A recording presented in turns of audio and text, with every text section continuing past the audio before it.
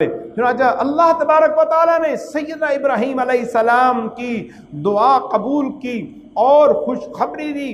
कुरान में है फबश्शरनाहु बिगुलामिन हलीम, बस हमने उनको एक हलीमुल मजाज लड़के की बिशारत दी।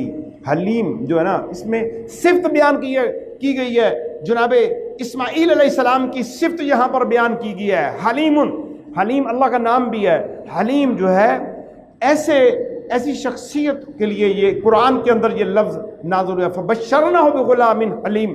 हमने एक ऐसे बेटे की आपको बिशारत और खबरी सुना दी है जो हलीम तबाह है, और ऐसी उसकी हलीमी है कि वो इनकार करता ही नहीं अल्लाह के अहकामात के आगे।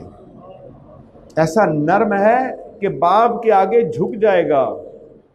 यानी इसके अंदर इशारा दे दिया गया है उसकी फर्माबरदारी का। अल्लाह करे कि औलादें जो है माँ बाप की फर्माबरदार हो जाएं। हलीम मजाज फरमा कर इशारा कर दिया कि ये नौमौलूद अपनी ज़िंदगी में ऐसे सब्र व ज़ब्त और बुर्दबारी का मुज़ाहरा करेगा कि दुनिया इसकी मिसाल पेश नहीं कर सकेगी। ये अपनी आप मिसाल होगा, अभी पैदा नहीं हुआ, मेरे रब ने पहले बता दिया ए इब्राहीम आपकी दुआ कबूल होगी। फबश्शरनाहु बिगुलामिन हलीम, हम आपको ऐसा बेटा अता कर देंगे जो हलीमुल मज़ाज होगा, ताबे फरमान होगा, आपकी बात पे लब्बैक कहेगा, और उसकी मिसाल दुनिया में कोई नहीं दे सकता। आज आपकी कुर्बानी, ये कहा जा सकता है ये उससे ज़्यादा माल तकसीम करता है, ये मस्जिदें बनाता है, ये मदारस बनाता है, ये बाप और माँ का फर्माबरदार है, लेकिन ऐसी कुर्बानी जिसमें मौत सामने नजर आ रही है, ऐसी कुर्बानी आज तक किसी बेटे ने नहीं दी।